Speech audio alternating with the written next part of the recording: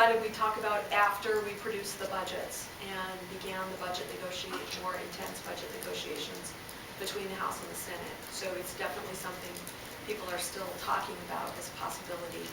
But a lot will depend on what the public thinks about the budget when they see it. How do you measure that? So you put your budget out on Monday. At what point do you say, oh, okay, this is what the public thinks, so here, this is what we're going to do? That is a really good question, and we're going to use the traditional ways of measuring that, which is the public hearing on the budget. It's part of it, and the kinds of responses we get from our constituents when they read about the budget in the newspaper or hear about it on the radio. And in the Senate, we're going to have 2 days of hearings on our budget to give more people an opportunity to comment on specific pieces of it. And they'll probably be pretty long hearings as well. We're also exploring ways we could use our caucus website to set up a dialogue with the public. And I'm working on that right now with my staff to figure out how I might be able to do something along the lines of getting people to ask what their questions are and give some feedback more directly from around the state. People that can't drive over from Spokane or Colville to Olympia. You've read the comments on blogs, so I guess you can imagine what you'll get. I can. It's going to be, I think it takes to some extent people seeing the whole thing. And I think, you know, when they say, well, why didn't you cut somewhere else? I think they'll see we did. And that will further the conversation. So if you want that kind of public feedback in the public hearings, then why have it go into public hearing in the Ways and Means Committee the same day that it's released, when people won't have much of an opportunity to read it, to review it, and to try to formulate an opinion or comment about it? Well, like I said, we'll have at least 2 days of hearings on it. And that won't be the end of the process, because you have the same thing happening in the House, and then we'll have whenever it passes either the House or the Senate, we'll be continuing to negotiate. So all the things that people have concerns about, they'll be contacting us about until we get to a final budget. Do you have any doubt, though, that when people see what's happening, that they won't want to support a referendum? These are pretty tough economic times, so it's hard to predict how people feel about that. I believe they will not be pleased with cuts to schools and reduced access to higher education, and that especially in an economic downturn when people are losing their jobs, they're also going to be very concerned about cuts to the social safety net. I think I asked you this before, but how much do you have to know the sentiment or the appetite of the public to vote on a tax measure, or their willingness to vote on one and to approve it before you send one out? What's the cause and effect relationship there? Well, the cause and effect relationship is how the senators and representatives interact with their constituents. So, I mean, they'll be coming forward saying, this is what I think best represents the interests of my district. And we obviously can't put anything together without 50 representatives and 25 senators. And I had suggested to you before that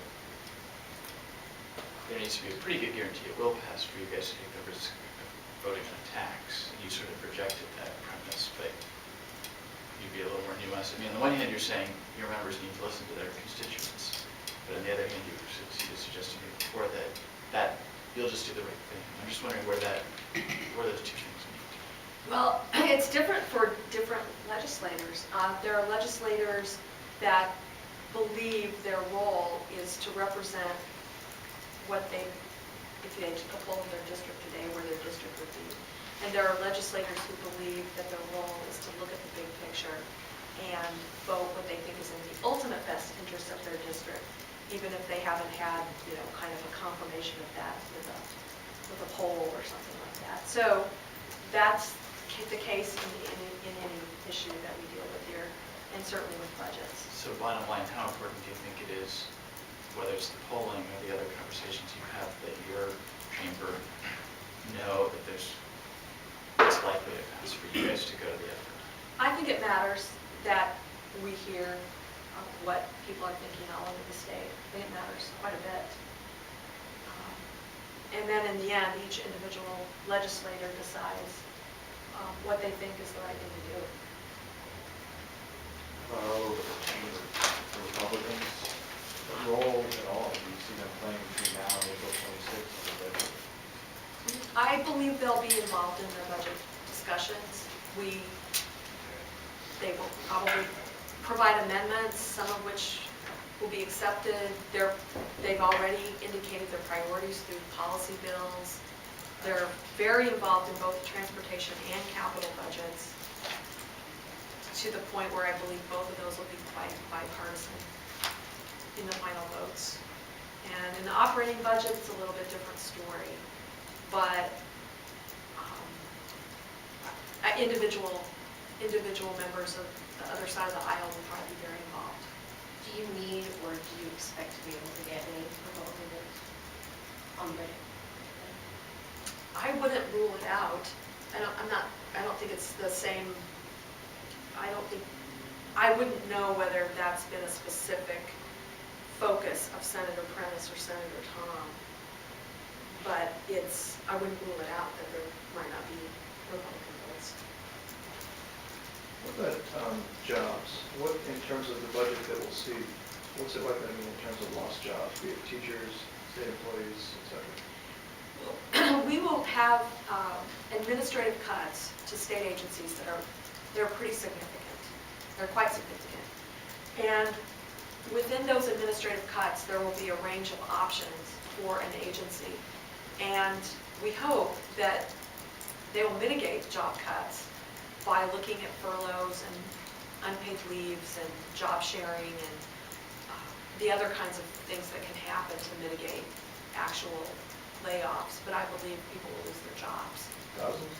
Yes. You just sound like you're giving a lot of discretion to each agency to determine how they make their cuts in this budget? There will be some. I mean, in the Senate, we spell out program level reductions pretty specifically because we believe that's our responsibility. But at the same time, there are administrative reductions.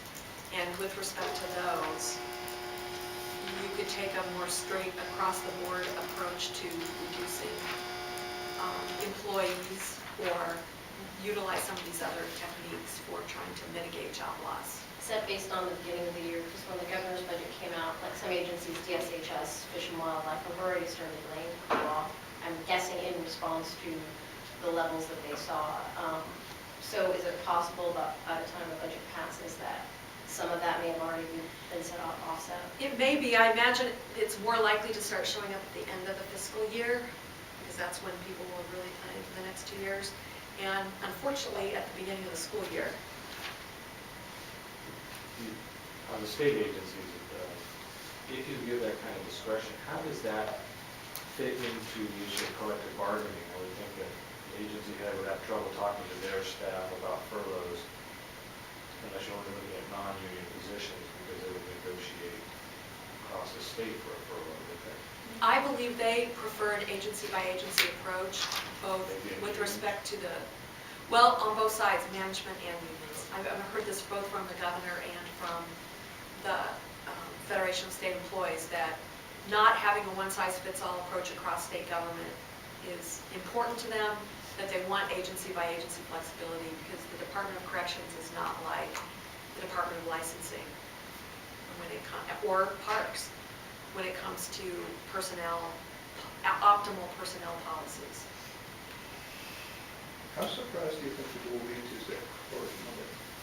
I don't think there's going to be like deep levels of surprise because we've been talking about this for a while, I mean, almost to the point where people are impatient to see what's actually there. But on the other hand, for example, for some of my friends and acquaintances in Spokane who went through this in 2001, 2003, and we were able to actually mitigate human service reductions pretty effectively given how deep the economic problem was. I think this time around they're going to see that it's not the same. That we're an order of magnitude worse off this time.